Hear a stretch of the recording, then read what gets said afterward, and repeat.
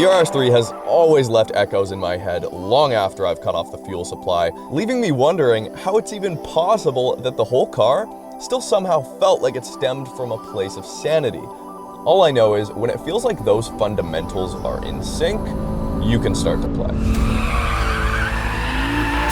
The new RS3 has been outlawed in Canada though, so we had no choice but to head south.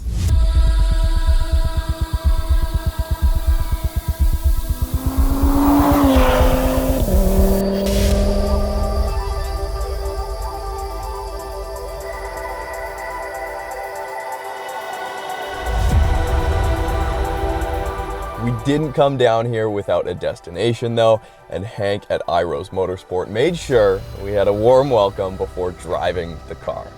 Let's go.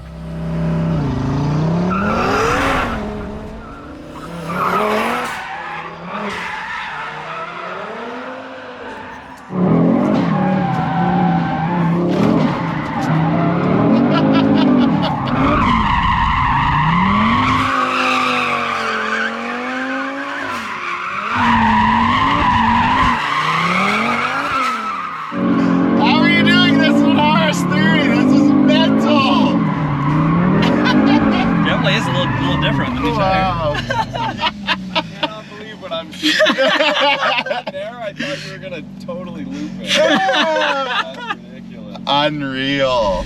Ready? Yeah.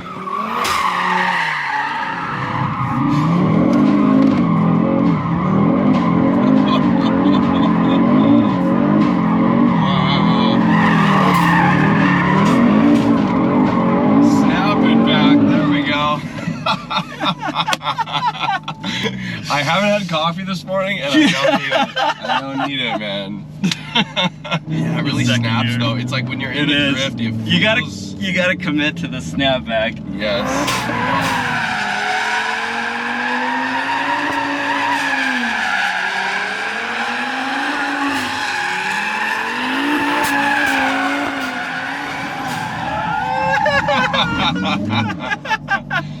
Get your seatbelt tightened? Yes, 100%. That means you're doing it right.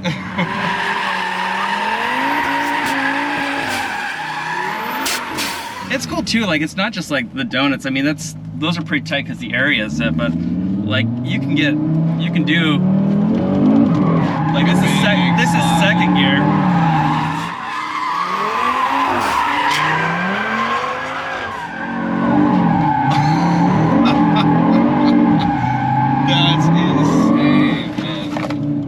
That's crazy. Yeah, an Audi should not be able to do that. So yeah, torque rear mode. Dumb name, but that's what they've done. Yeah, so if we were to go into it, you'd go into this menu, torque rear, activate, and then just traction full off. And then you're ready to party. Oh yeah, all right. All right, so looped it that time. Yeah, less steering angle and then a little less throttle once it starts to slide. The downhill doesn't help either. Now I'm blaming the gradient. All right, we'll get it. You're not the first one that I've taught how, and it takes a second. Yeah, but it just instantaneously wants to oversteer. It does. There's no hint of understeer. Well, yeah, you're not kidding. Like no throttle. Like very small, very little throttle. Like it's so weird being an Audi, be like, dude, this thing has too much oversteer. I know, no, it's crazy because instantaneously, and I'm only giving it you guys like 30–40% throttle off the gate, and I'm trying to back it off as much as I can. Oh, there we go. There it is. Is that your truck? No, I don't know who that is. Oh.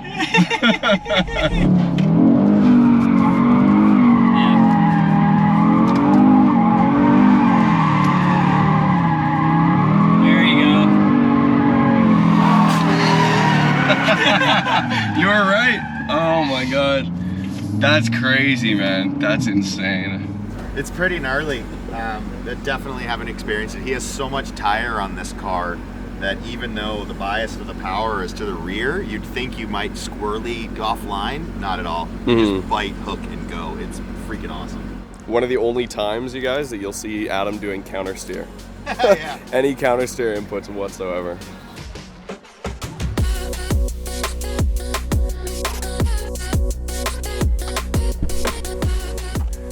All right, you guys. What Hank just showed us, that entire experience is thanks to the new limited slip differential in the rear here in the brand new 8Y RS3. But what I'm here today to find out here in the middle of nowhere, gorgeous Nevada desert, is whether or not that torque rear mode is a party trick or not, or if it's made the car actually better as a whole as a daily driver. This is an RS3. It's got 4 doors, and yes, of course, we don't get the Sportback here in North America. It's a whole other conversation. But that's what it's set out to do, and the guys over at IROZ have done their best up until this point without fully unlocking the ECU for an entirely custom tune to make this a fast, dailyable, zero headache car. So let's go find out if that's actually the case.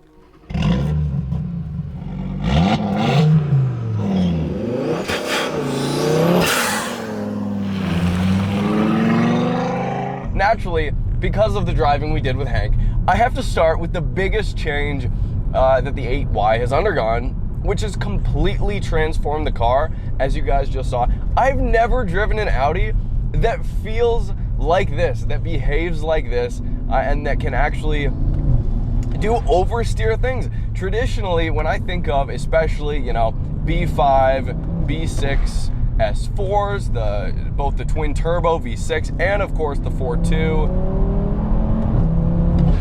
V8, I think understeer, which is okay because Quattro does, you know, it has its own strengths. It does certain things very well and other things not so well. So here in the 8Y, it's got a new torque splitting rear differential, the first in Quattro's history for a street car. So what that means, wow, that view. Sorry if I occasionally get distracted on this drive, you guys. That means that the torque is able to be split between the rear wheels, left to right. When we were sliding around this morning, and as you guys saw, it took me a couple tries to kind of get the feel of the car, because it doesn't feel like drifting a rear wheel drive car, a pure rear wheel drive car. And I've never really, outside of the snow and loose surface, which is a completely different experience, I've never really slid an all-wheel drive car like that or done donuts like that.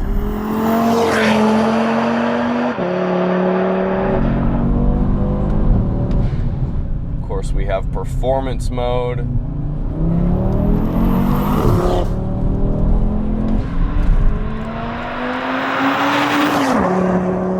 Now, performance will bang off the rev limiter. It will hold gears, which is awesome. If you leave it in auto, it will shift later and it'll downshift earlier. So it just gets that much more aggressive. And of course, this one has been fitted with adaptive suspension.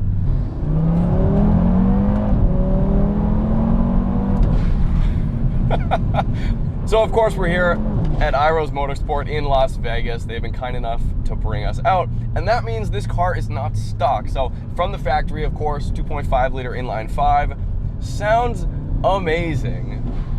Some people say it sounds like half the Audi 5.2 V10. I think it sounds like 75% of the V10. It sounds amazing, but stock, 400 horsepower, 369 pound-feet of torque.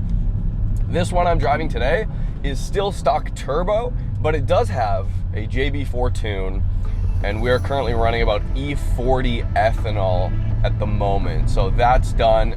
So yeah, that means she'll be a little thirstier, but it's been well worth the power gains thus far. Right now we're sitting at 510 wheel horsepower. That's 135 horsepower more than stock. That is significant if you ask me. The other goodies IROZ is hiding under there to achieve this include their 1000 core intercooler kit with newly developed baffles on either side, top and bottom as well, to direct the air much better than was previously possible on the last generation. And of course, a Unitronic downpipe, turbo inlet, 5-inch intake, the last you'll ever need from IROZ, and the tile blow-off valve kit.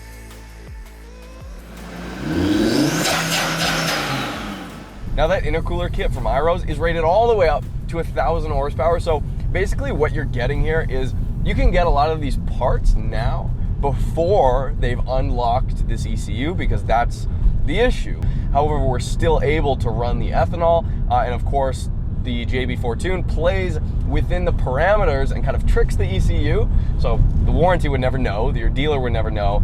And then it can advance and play with timing a little bit, and of course fuel and boost to create a little bit more power. And then of course with that intake and intercooler and exhaust, then that's how we get up to the basically what you could call a stage 1 thing. But that intercooler will do you all the way up, built motor, 1,000 horsepower in the future once they unlock the ECU. But for now, about 24 PSI here, dropping down to about 21 by red line, 4,000 RPM, second gear. Little flash on the dash there when we need to shift. Nice red line on the heads-up display as well. Good brake feel, heavy brake feel. Just firm and confident. You can option carbon ceramics as well. I mean, the way the rear end behaves is unlike any Audi I've driven.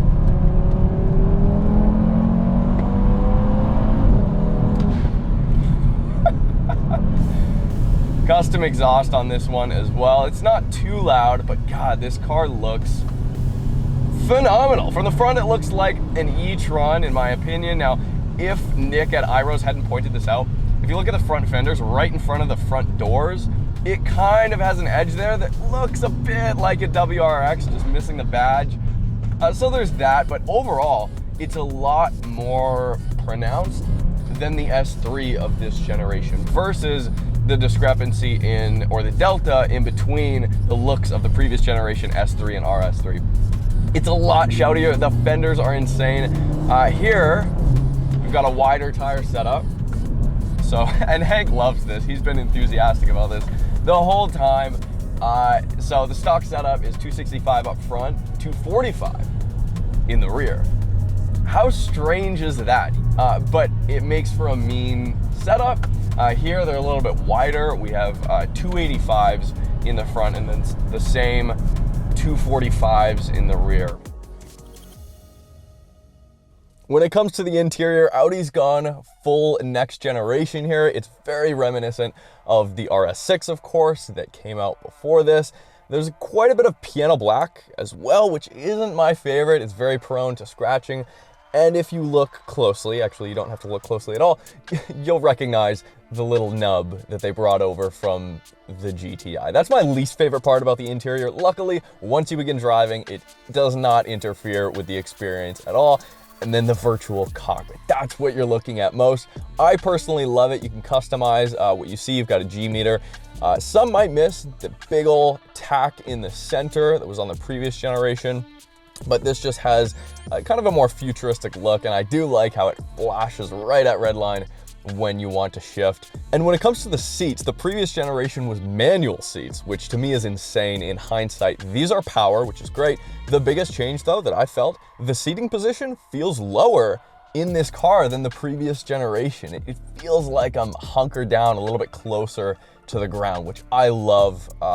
Overall, they've just improved so much with the user experience while keeping it simple and still keeping a few of those analog controls and buttons, which I love.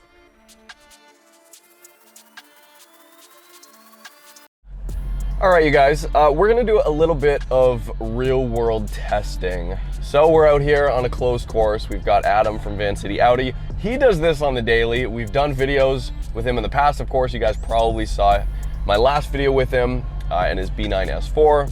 But we're gonna do 0 to 60 quarter mile with the Racebox Mini, I believe is what Adam has on the top of the car, GPS system. Build some boost and then drop it. 60 feet time, 1.91 seconds. 0 to 60 miles per hour time, 3.33 seconds. Quarter mile time, 11.50 seconds. 60 to 130 miles per hour time, 9.61 seconds. For a bit of context, the 8Y factory, as tested by Car and Driver, does an 11.8 quarter mile at, I believe it is 116 miles per hour. So significantly faster, especially in the trap speed. I short shifted definitely second to third, so we're gonna try that again.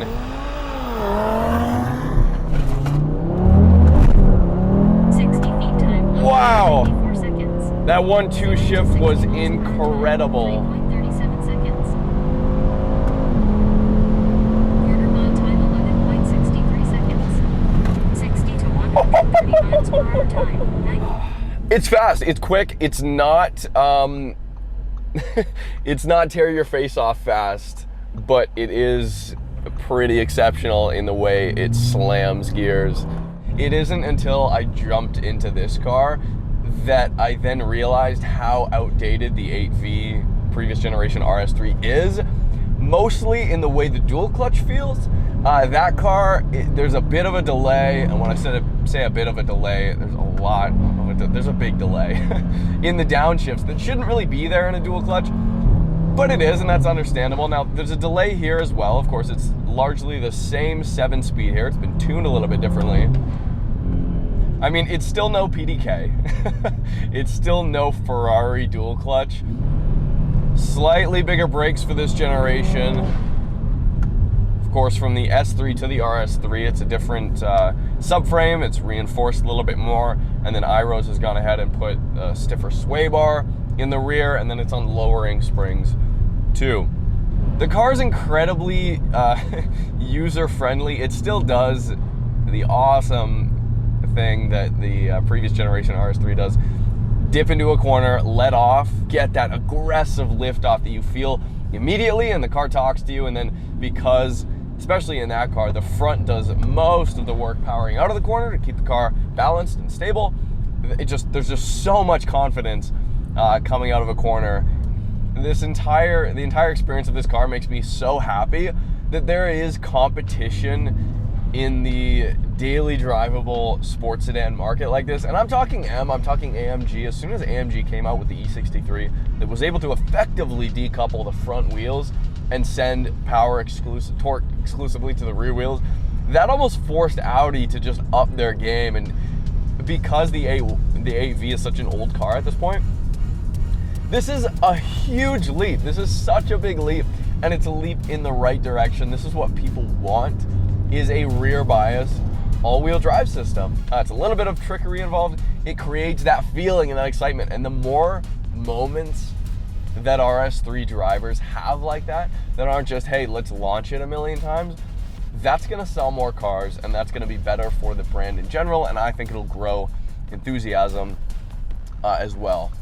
Anyways, you guys, this has been the IROZ 8Y RS3. Thank you guys so much for watching. This has been awesome. Thanks again, like I mentioned, Adam from VancityAudi for having us out, and Hank and Nick and the guys over at IROZ. It's been amazing. Don't forget to subscribe. If you haven't already, hit me up on Instagram at Untraveled. You can follow all the stuff IROZ is doing.